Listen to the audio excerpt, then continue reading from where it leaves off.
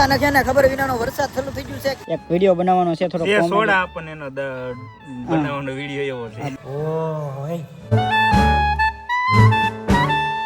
હાલો YouTube family, કેમ છો બધા? મજામાં? તો નવા વિડીયોની અંદર ફરીવાર તમારું હાર્દિક સ્વાગત છે. તો ભાઈ ભાઈને સવાર પડી ગઈ છે મસ્ત મજાની. તો બધાને ગુડ મોર્નિંગ. અને ભાઈ જો અત્યારનો હે ને મસ્ત મજાનો નજારો. તો અત્યારે હું છું જાતપર મંદિરનો જે રોડ છે ને ત્યાં. તો સામે છે જાતપર મંદિરનું લોકેશન. અને ભાઈ હે ને અત્યારે આ લોકેશન ઉપર છો ને ભાઈ જો હા એ હવાનો નજારો અહીંયા આવેલો હતો. કારણ કે એને મારા મમ્મીની બધે છે ને થોડાક કપડાં ને ઓલું ગોદડા ને એવું થોડુંક વધારે છે ને ધોવાય આવેલા છે. કારણ કે ન્યામ એટલા બધા લોકો રહીને તો બાથરૂમમાં એટલું બધું વસ્તુ ધોવાય નહીં. કારણ કે બાથરૂમ નાનું પડે. ગોદડા ને એવું ઘણું બધું ધોવા નતું ને તો અહીંયા જે નાળું છે ને પાણી લોટમાં ભીરું હોય ને બધું એકારે ધોવાઈ જાય. મીઠું પાણી છે એટલે અહીંયા મારા મમ્મીને ને બેન ને મૂકવા આવ્યો હતો. અને હજી એક બેન ન્યા છે કારણ કે રસોઈ ને બનાવવાનું છે ને બની જાય ને પછી હજી એને લઈને આવવાનું છે. તો એવું બધું છે. બાકી જો વિચારમાં હે ને મસ્ત મજાનો નજારો છે. ઘરે પહોંચી ગયો છું અને ઘરે છે ને અમારી બેન એને બધી તૈયારી કરી નાખી છે. જો અત્યારે થોડોક નાસ્તો ને એવું બધું લઈ લીધું છે. અને એક બાસ્કો લઈ જવાનું હતું અહીંથી, તો એ પણ હે ને બેને બહાર મૂકી દીધું છે. તો હે ને અમે આવી ગયા છીએ જાતપર.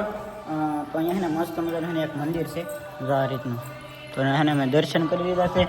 અને અહીંયા હે ને તમને એક વસ્તુ બતાવું. હું એને ડાયરેક્ટ અહીંયા આ બારી ને ડોકાવા જઉં તો બારી છે ને આમ જાય ઓય મોજ છે ભાઈ. મને ખબર હોય તું ડાયરેક્ટ ડોકાવા જો ને તો ના ને મોજ હતો. હું છે ને અહીંયા ઓલી ડોલ છે ને એની અંદર કબૂતરે માળો કરેલો છે. આ ડોલ છે એની અંદર હમણાં ઉડી ગયું છે. ભાઈ બધા આવેલા હતા પણ એ વી ગયા છે. તો હવે ને એકલો છો ને હજી ઓલા બધાને કપડા ધોવા મને વાર લાગશે. હજી કલાક નહીં ત્યાં સુધી હે ને અહીંયા થોડુંક આટા મારીએ ને થોડુંક ફોનમાં જરીક ઘૂમડીએ થોડુંક. એને બેઠો બેઠો એકલો કંટાળો આવતો હતો અને બધે મોબાઈલ ઘૂમતો હતો અહીંયા બધા.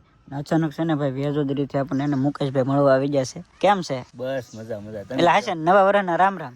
રામ રામ બધાને નવા વર્ષના રામ રામ. હા ને એની સાથે એને ભાઈ આવેલા છે મુનિભાઈ.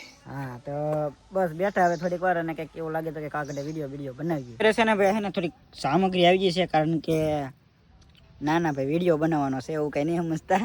સોડા જ છે બીજું કઈ નથી. તો તમે પાસે કેવા કે આ એમ 10 વાળી બાટલી ને આ પાછું પાણી જ છે, બીજું કઈ છે નહીં. ખાલી છે ને એક વિડીયો બનાવવાનો છે થોડો સોડા આપણને એનો બનાવવાનો વિડીયો એવો છે. બનાવવાનો પાછો છે ને એ પાછો એવો જ છે કે ભાઈ આમ ટોકમાં એવું છે. તો એ તમને ઇન્સ્ટાગ્રામમાં ને બેમાં કોલેબ મળી જાય. આ બેને આઈડી મળી જાય. હાલો શૂટ કરીએ. તો કારના અમે એને શૂટ કરતા મોબાઈલ છે ને એટલો બધો ગરમ થઈ ગયો ને ટેમ્પરેચર એટલું બધું નથી પણ પવન આ બધું લાગતો નથી. કારણ કે જો વાતાવરણમાં એને પાંદડી હલતું નથી. આમ જો હા ને સન્નાટા જેવું છે અને ગરમી એટલી બધી થાય છે. અને એમાં અમે પાછા શૂટ કરી અડધી પોણી કલાક થઈ ગઈ છે. એટલે ટેમ્પરેચર વધ્યું છે મોબાઈલમાં. કમ્પ્લીટલી વિડીયો બની ગયો છે અને ફોનમાં એને 4% ચાર્જિંગ વધ્યું છે. આવ્યો 50% ઉપર હતું. હવે એને થોડુંક એવું ચાર્જિંગ વધ્યું છે. અને હવે છે ને ભૂખ લાગી છે. અને તો અત્યારે મમ્મીને એને કપડા ને એવું બધું ધોવાઈ ગયું છે. અત્યારે એને બાસકામાં એમાં બધું ભરે છે. તો સીધા હવે જાય છે ઘરે. ફોનમાં એને હવે 3% ચાર્જિંગ રહ્યું છે. ભાઈ એટલી બધી ગરમી થતી ને ત્યાંથી આવ્યો પછી એને આખો નાઈ નાખ્યો છું. ને અત્યારે હું આવી ગયો છું ધાબા ઉપર વિડીયો બનાવવાનું એવું છે. જય માતાજી. અમે દિવસમાં 3-4 વાર ધાબા ઉપર આવી જાય. ભાગ્યમ ધાબા ઉપર જ જવા. તો ધાબા ઉપર આવ્યા છીએ અત્યારે થોડુંક વિડીયો ને એવું થોડુંક શૂટ કરવાનું છે. તો હાલો કરી નાખીએ. અને છે ને ખબર વિનાનો વરસાદ ચાલુ થઈ ગયું છે. નક્કી નહોતું વરસાદ તો પણ અચાનક શરૂ થઈ ગયું છે. અને પ્લોટ એને સિમેન્ટ એને હાવ ખુલ્લી પીડી છે. અત્યારે એને આપણે ભાઈ ને લઈ લીધા ત્યારે થોડાક ખોલાયેલા છે. અને સિમેન્ટ એને હાવ ખુલ્લી પીડી કાગળ લઈને ત્યારે એને ગાયગામાં ઢાંકવા આવ્યું. નક્કી નહોતું વરસાદ અચાનક આવી જોઈએ. હું કહું યાર તો એને ન્યા જો ને પછી વ્લોગ નું એનું કાંઈ મગજમાં જ ન એવું. સીધું એને સિમેન્ટ દેખાણી. સિમેન્ટ એને 20-25 થેલી હતી. અને એમને ફળિયામાં ખુલ્લી પીડી હતી. એની માટે એને તૂટલું ફૂટલું કાગળ હતું ને ફાટી ગયેલું એ જેવું તેવું ઢાકેલું હતું. જેના લીધે ઉપરલી અમુક થેલી છે બેસી. બાકી એને તૂટલું હતું ને એટલે એકદમ પાણીની ધારાવાળી થતી. અને નેવા ધાર પાણી થાય ને એટલું બધું ભાઈ પાણી થતું.